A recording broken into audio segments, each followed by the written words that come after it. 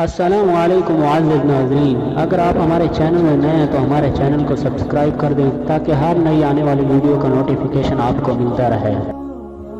وعن عائشہ رضی اللہ عنہا ان النبی صلی اللہ علیہ وسلم قال رسول اللہ صلی اللہ علیہ وسلم، حضرت عائشہ رضی اللہ تعالی عنہ سے روایت ہے کہ حضرت صلی اللہ علیہ وسلم ان کے ہاں تشریف لائے اور ان کے پاس ایک عورت بیٹھی تھی۔ آپ صلی اللہ علیہ وسلم نے پوچھا یہ کون ہے؟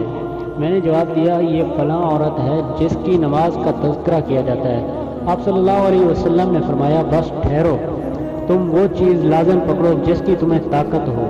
اللہ کی قسم اللہ تعالیٰ نہیں اکتاتے بلکہ تم اکتا جاؤ گے۔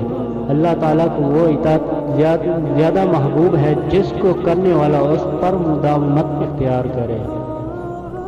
اس کا ثواب تم سے منقطع نہیں فرماتے اور نہ ہی تمہارے اعمال کی جزا منقطع کرتے ہیں، بلکہ تم سے مالی معاملے جیسے معاملہ کرتے ہیں یہاں تک کہ تم اکتا کر چھوڑو نہ دو۔